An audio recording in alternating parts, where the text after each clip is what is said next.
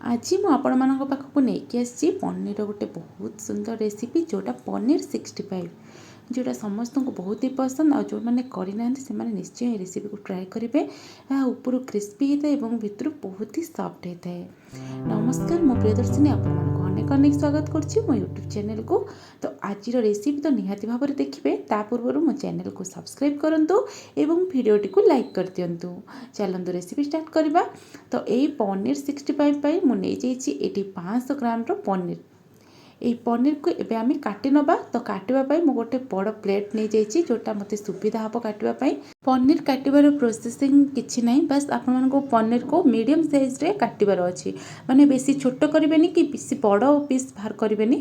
Medium size रो paneer piece गुड़ाक काटिकी बाहर करने। ये मुझे देखा केमती कौन काटा दरकार केमती साइज रो पनीर आमको दरकार। तो ये रेसिपी खास आमको टिके बड़ साइज रो दरकार। ये देखो गोटे पीस मुझे देखी नौ एमती मीडियम साइज आपको काटार अच्छी पनीर को।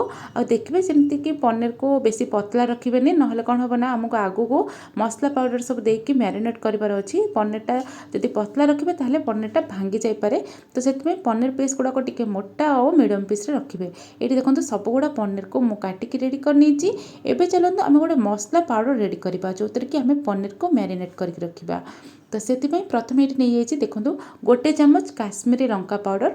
यही लंका पाउडरटा बेसी राग कर न थाए किंतु कलर बहुत बढ़िया आनी थाए। तो ये गोटे चामच दे दूची।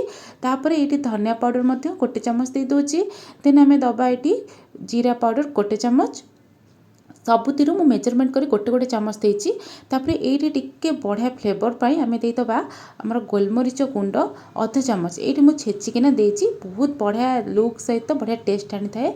तापर कलर पाई दे दूची ये अध चामच हल्दी पाउडर। तापर आम देदबा लास्ट रे आमर स्वाद पाई लुण। ये तो रहिला आमर मसला गुड़ाक आम देदेले। तापर कोटिंग पाई मुझे दे दूची 3 चामच मैदा। तापर ये देदबा आमर 2 चामच कॉर्नफ्लोर। 3 चामच मैदा को मुझे 2 चामच कॉर्नफ्लोर देती। एबे आम कौन करबा ना ये सबको भल भाव में मिसईदबा। तो ये देखिपे मैदारे टिके बड़ बड़ लम्स बा केतालिया एमती रही। तो आपण मैंने एमती स्पून साइज रे टिके प्रेस करके गोलेले एगुड़ा बढ़िया से पाउडर मिसीज। तापर कौन करबा ना पनीर को जो आम काटिकी रखी ये मसला देर आम देदबा। ये सब पनीर को देदबा। प्रथम ये पाउडर देर मसला को गलेबा। तापर आम अल्प अल्प पानी ऐड करबा। तापर ये देदबा आम गोटे चामच लंका एवं अदार छेचा। लंका 2टी नहीं अदा गोटे छोट पीस नहीं आपको कुटी देती। तापर ये देदबा गोटे चामच लेमन जूस बा लेंबू रस। ये सबको दे सारापर आम कौन करबा ना एमती देखो पनीर सबको मसला सांगे मिसईदबा। ये मु हाथ देकी मसला को गोलौनी बा स्पून साइज गोलैनी एमती बाउल को टिके टिके हल्की एमती पनीर गुड़ा को मसला सहित मिसई नौची। आपण मैंने ये ट्रिक बनइले कौन हम ना पनीरटा भांगीबनी। जदि पारुछंती ताहले आपण मैंने हाथ में मिसई पारे ना स्पून हेल्प नहीं पारे। तो ये देखिपे बढ़िया से केमती मसला गुड़ाक पनीर देहरे लगिगला। तो एबे मु एतरे दे दूची हमर पानी। पानीटा आपण मैंने बेसी देबेनी बस मसलाटा टिके हल्का जमती भलसे पनीर सांगे कोटिंग हम। तो से भाव में आपण मैंने पानी टिके देखिकी देबे। ये पानी मु प्राय 3-4 चामच देती। आ देखिपे तापर मो हाथ में टिके एमती गोले नौची और मसलाटा भल भाव में पनीर सहित लगे दूची। देखो पनीर सांगे मसलाटा बढ़िया से लगिगला। एबे मो कौन करछि आपको 5-10 मिनिट टिके मैरिनेट होगापाई रखी नौची। एपटे मैरिनेट हवा भितर मु तेल गरम करनी थी। तो तेल मुझे छाणीबा हिसाब रे गरम करनी। बस तेल को मु प्राय 200 तेल ये देती जोटा कि आमर बढ़िया से फ्राए हो। तो ये देखो पनीर गुड़ाक मुझे गोटा गोटा कर सब गुड़ाक रखी नौची जी जहाँ मोर पैन में जगह हम आराम से मुझे उल्टा पल्टा करें से हिसाब से पनीर गुड़ाक दे देती। गोटे साइड हो गलापर आम कौन करबा ना आर साइडटा उल्टे दबा। तो ये देखिपे स्पून रे पूरा आराम से एगुड़ा सब आपने एपट सेपट करेंगे। और जो गुड़ाक भी लगी जाऊँगी से गुड़ाक आपने स्पून साइज रे छड़े देबे। देखिए पूरा गोटा गोटा होकर रहिबो। आ पनीर गुड़ाकर कलर आपने देखिपे पूरा टिके हल्का गोल्डन ब्राउन हो जाइए। एमती ही आपण मानक करार अच्छी। बस एबे हमर पनीर 2 पट जाक भल भाव में आमर भाजी हो गला छाणी हो गला। तो ये मुझे कौन करना गोटे छणा साइज रे प्लेट को काढ़ी नौची। आ पनीर कलर भी आपने टिके देखी नियंतु बेसी आपण मैंने नाली पकेबेनी हल्का टिके नाली करके भाजबे। तो ये सेम प्रोसेस रे मु नेक्स्ट भारी दे दूची। ଆଉ ସବୁ ଗୁଡ଼ାକ ଦେଇ ସାରିଲା ପରେ ଏଇଠି ମୁଁ କ'ଣ କରୁଛି ନା ଆକୁ ସବୁ ଗୁଡ଼ାକ ଛାଣିକି ନେଇ ଆସିଛି। ତ ଏବେ ଆମର ପନିର ଛଣା ତ ପୁରା ରେଡ଼ି ହେଇଗଲାଣି। ଚାଲନ୍ତୁ ଏବେ ଗୋଟେ ପନିର ପାଇଁ ମସଲା ପ୍ରସ୍ତୁତ କରିବା। ତ ଏଇଠି ପ୍ୟାନ୍ରେ 2 ଚାମଚ ତେଲ ଦେଇଦେଇଛି ଏବଂ ସେଇଥିରେ 1 ଚାମଚ ଦେଇଦେଇଛି ସୋରିଷ ଏବଂ 1 ଚାମଚ ଜିରା। ବାସ୍ ସୋରିଷ ଜିରା ଭଲ ଭାବରେ ଟିକେ ଫୁଟିଗଲା ପରେ ବା ଭାଜି ହେଇଗଲା ପରେ ସେଇଥିରେ ଆମେ ଦେଇଦେବା 2ଟି ମୁଁ ଏଇଠି ଦେଖନ୍ତୁ ଭୃଷଙ୍ଗ ପତ୍ର ଡାଳ ନେଇଛି ସେଥିରେ ପକାଇ ଦେଉଛି।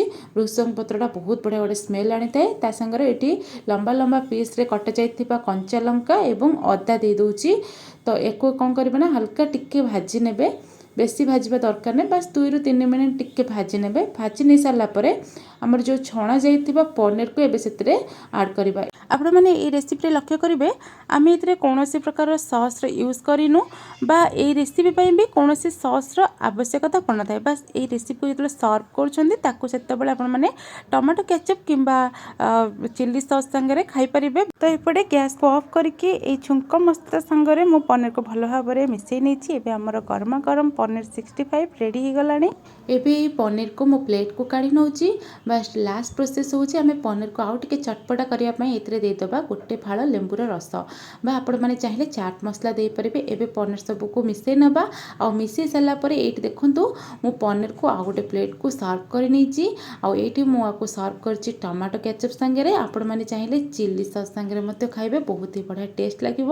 ଏବେ ଆପଣମାନେ ଘରେ ଇଜିରେ এই ପନିର 65 ବନେଇକି ଖାଇପାରିବେ। ଘରକୁ ଯଦି କେହି ଗେଷ୍ଟ ଆସୁଛନ୍ତି ବା ସାଙ୍ଗମାନେ ଆସୁଛନ୍ତି ସ୍ନାକ୍ସ ଭାବରେ ଆପଣମାନେ এই ପନିର 65 ବନେଇକି ଆରାମସେ ସେମାନଙ୍କୁ ଦେଇପାରିବେ।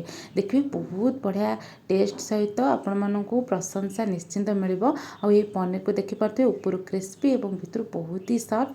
ଆଶା କରୁଛି ଆଜିର এই ପନିର 65 ରେସିପି ଆପଣମାନଙ୍କୁ ନିହାତି ପସନ୍ଦ ଆସିଥିବ। ପସନ୍ଦ ଆସିଛି ଯଦି ଭିଡ଼ିଓକୁ ଲାଇକ୍ ସେୟାର କମେଣ୍ଟ କରିବା ସହିତ ନୂଆ ଯଦି ଅଛନ୍ତି ଚ୍ୟାନେଲରେ ସବସ୍କ୍ରାଇବ୍ କରନ୍ତୁ। ରହୁଛି ନମସ୍କାର।